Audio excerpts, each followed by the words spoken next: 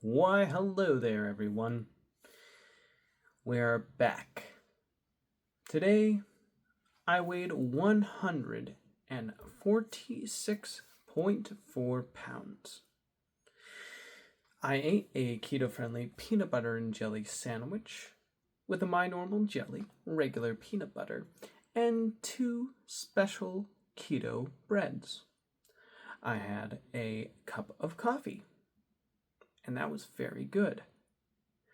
Next up, for lunch or dinner, or I guess dinner, around 5 to 6, I had the leftover chicken that my sister made last night, a ham and cheese sandwich with a keto bread, mustard, mayonnaise, and cayenne pepper, chicharrones with a little bit of sriracha sauce to give them a little more flavor, and an A&W Zero Sugar with another cup of coffee. The last thing I had today were my vitamins. All right, what exercise was done today? Well, just walking around and a little bit of jogging at the store that I work at. Working. Moving on. Oh, and I guess you could say that lasted technically like 8 hours, so yeah, there you go. Now we could move on to the daily update. I woke up at around 9:30. Reason being that I remember our family friend wanted me to move out of the way with my car so that she could do some business. So I did that, and then she left. Then, when I arrived back into the house, I decided to check my weight. Once I was done checking my weight, I had 2 cups of water in a big glass cup because I was very thirsty. And then 1 cup of coffee with the keto-friendly peanut butter and jelly sandwich. And then I continued to watch a Digital Foundry video on best graphics of the year. It was quite a fascinating video. I really enjoyed hearing them discuss why they believe certain visuals are better than others and giving their examples and reasons why. The games they covered, from what I watched, were Mafia 3, Death Stranding 2, Metroid Prime 4 Beyond, Assassin's Creed, the latest one that came out. I'm forgetting the name of it right now. And Doom the Dark Ages. They all unanimously agreed Doom the Dark Ages was the best looking game of 2025. Pretty cool. Well, after I was done watching that, my sister had woken up. I greeted her, and then I remember that, oh man, what happened after that? Oh yeah, I think we were just like cuddling the cat Calmy, like petting him and loving him. And after that, I remember,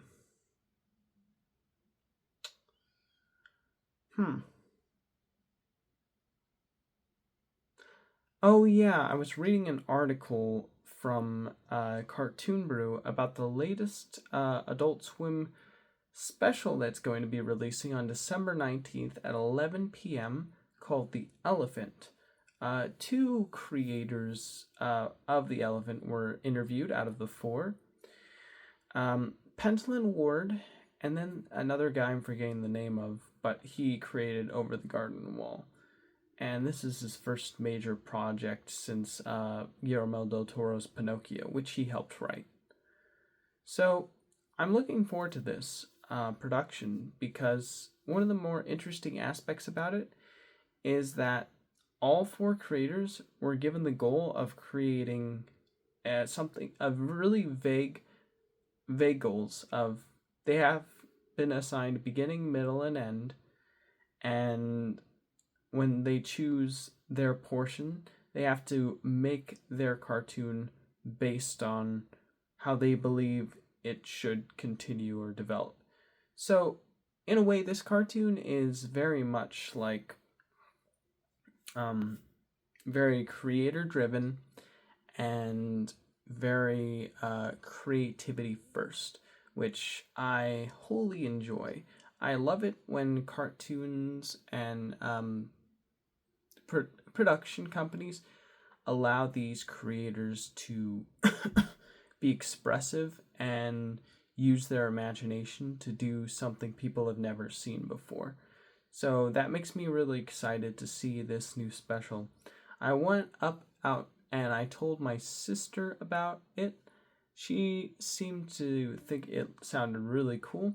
I showed her a trailer and she said, yeah, once it's out, we'll totally watch it.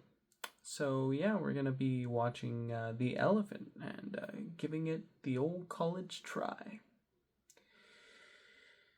Now, after that, my sister told me about this new program Netflix has called Netflix Gaming, where they essentially have like cloud streamed games on Netflix. And all you need to do is simply just select the game, scan a QR code, your phone becomes your remote controller, and then you can essentially play whatever game is available on the Netflix service with your phone as the controller. This sounds kind of interesting in theory and similar to what Google was trying to do with Google Stadia.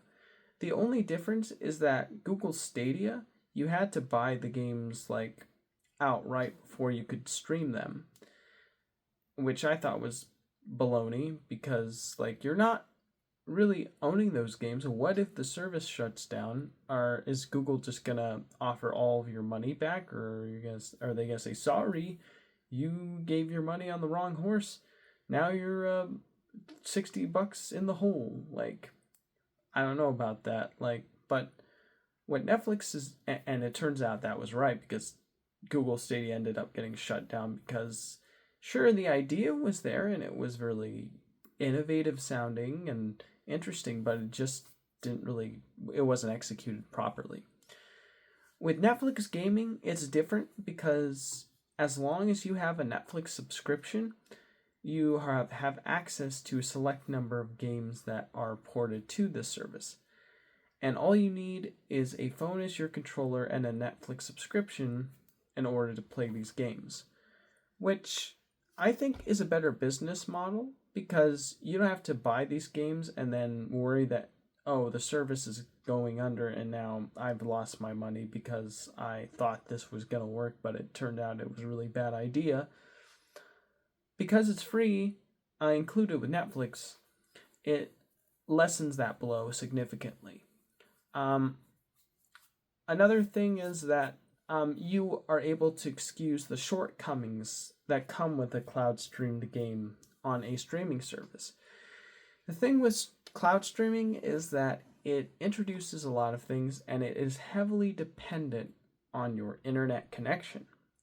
So if you don't have a 1 gigabyte internet connection and you're cloud streaming your games, you're not going to have a good time. The game's going to have a lot of macro blocking. It's going to look like you're playing an interactive, low resolution YouTube video with a chunky bitrate. It's going to have input latency because the moment you move the character in the game, that sends a signal to the TV, which then has to send a signal to the server, letting it know that you made an input. Whereas if you played a game traditionally with a gamepad with a game console connected directly to your TV, there is no input latency because the game is right there on the device, and all you need to do is just move the controller, and the latency now only depends on how much input lag your TV set introduces between when you send a command to the TV versus when it delivers the frames. The thing with streaming is that it offers a lot more lag because it needs to spend more time sending signals of input to the server before you get to see a result. Now, ultimately, I have played some cloud streaming games before. Control on the Nintendo Switch cloud streamed. That one was pretty much how I described: macro blocking everywhere, low resolution, high input latency, drops out every now and then despite like a 500 megabyte internet connection. Just not a great experience. Another one was PlayStation Premium cloud streaming. Now, this one, I have to admit, I did play Ratchet and Clank Tools of Destruction, a game that I wholeheartedly enjoy on my PS3, and I actually have a physical copy of and a PS3, so I could just play it natively on my CRT if I wanted to. But I wanted to test out how good the streaming was on PS5 with PS Plus Premium. I have to say I was actually quite impressed. I did not see much macro blocking at all. And PS3 games are already a low resolution to begin with, like 720p downward. So, I mean, the fact that like it was streaming and like you were getting a decent result, and I honestly didn't really feel that big of input latency, makes me think that Sony does have it down pretty decently enough to warrant getting the premium service. But then, there's the Netflix one. I have not tried the Netflix one yet. My sister decided to play a little bit of it just to test it out. She chose a game called Lego Party, I believe. This one looked pretty fun, I have to admit. It like has the animation style similar to the Lego movie, where the characters move like they're real like minifigs, which is kind of cool. And it's built around like two game show hosts and a group of game show contestees, which are your party, and whoever wins is the winner of the game show. And I think that's such a fun and interesting narrative device that I haven't really seen many other party games do. Most of them, it's just extremely vague and not really like defined what the theme is, other than there's some crazy like character throwing these characters in danger unless they do a bunch of mini games. It's not so like it. But I think the difference is this one, the characters feel like they're willingly participating in the experience, which makes it seem more like fun and less scary, I guess. Kind of funny, but all right. But anyways, the first mini game was you need to go down a snowy hill and avoid getting hit by green trees, kind of like that Microsoft game back in like the 90s on Windows, where you're trying to run away from a Yeti, which, interesting imagination for those developers to put that in there. Delightfully morbid, I guess you could say, for like a mid-90s PC game built into the system. But anyways, that's clearly what this game was based on. Like, it even looked really similar. But my sister immediately lost in the game.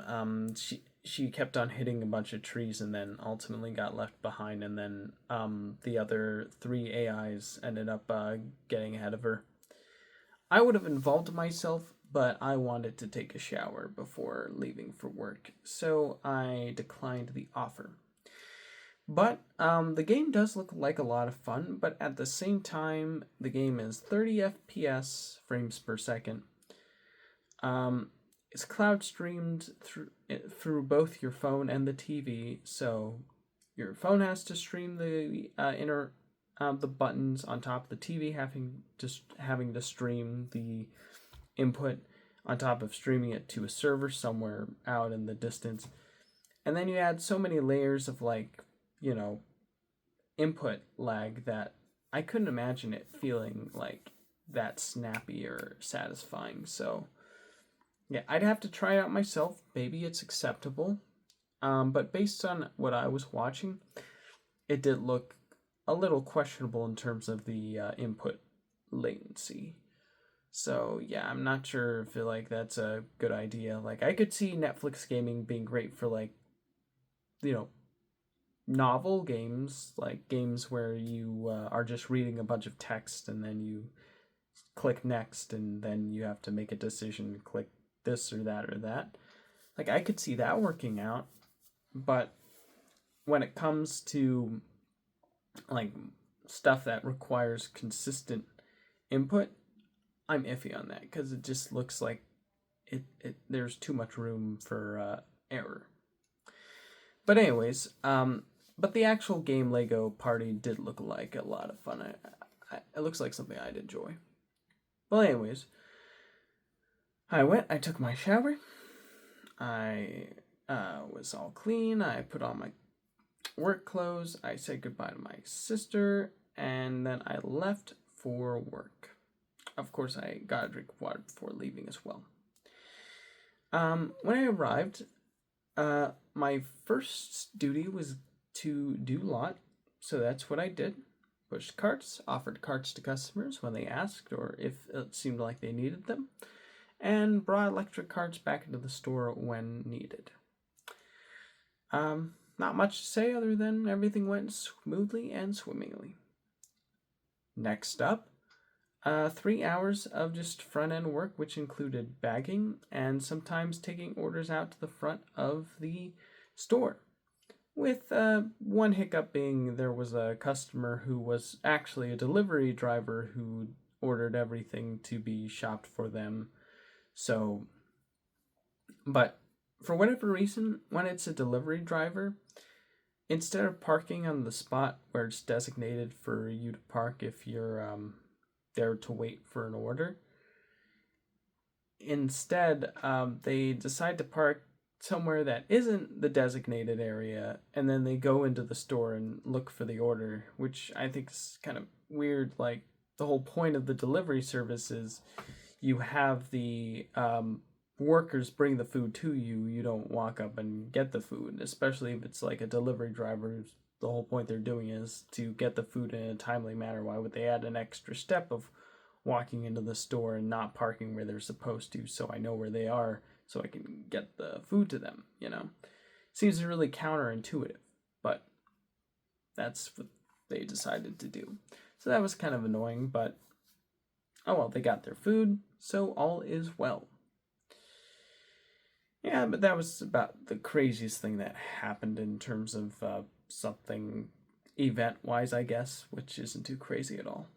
Everything else was just help customers by bagging, bringing their food out if they were older, so I could bring the heavy items into their car, and bring their carts back. And that's pretty much it. Not much to say other than once lunch came, I punched out for lunch. I drove home. I reheated the chicken that my sister made last night, 2 minutes. Well, 1 minute at a time, and then mixing it a bit, and then another minute. First time I mixed it, I tried one, it was still ice cold, but the second time they were all perfectly evenly heated, so that was good. And I wanted a ham sandwich, so I had that with cheese and mayonnaise, mustard, and cayenne pepper, and some chicharrones with sriracha and A&W zero sugar. So as I was eating this smorgasbord, I was listening to a new UAP Gerb video where he was talking about various companies who are responsible for maintaining evidence of UAP phenomenon, but because it's trying to be kept a secret. The information of the UAPs is confiscated by like a layer of security before reaching the people who are hired to check on the data. And he's saying like there's like evidence. Oops. Sorry about that. Anyways, he's saying there's evidence about that. About like an artificial intelligence that was designed in like the 1970s, where there's actual written reports and data about it.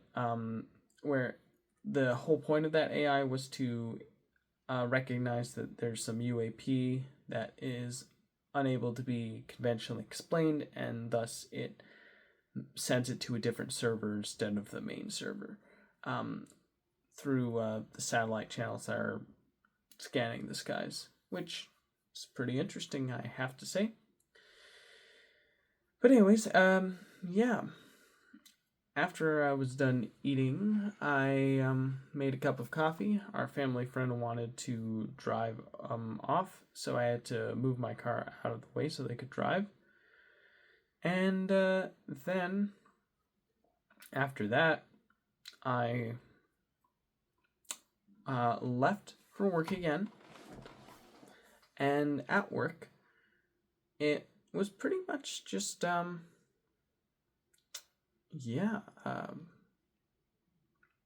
pretty chill. First hour was sweeps.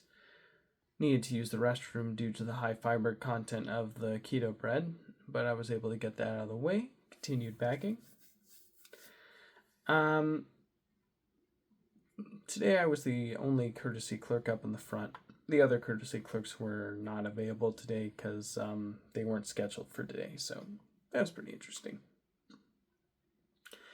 Excuse me. And then next hour was spent bagging, and then bringing bags up to the front and restocking bags in the check stands.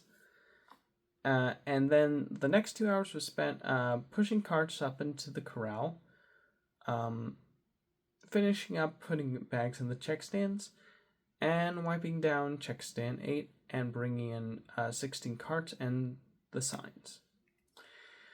Once I was done with everything I needed to be done with, I said goodnight to my co-manager and one of my co-workers who's a GM. I punched out, I drove off for home, and when I arrived at home, my mom and sister were reading the Book of Revelations, so as they were doing that, I decided to take my vitamins, brush my teeth, take mouthwash, and then I said goodnight to my mom and my sister, and then I went here.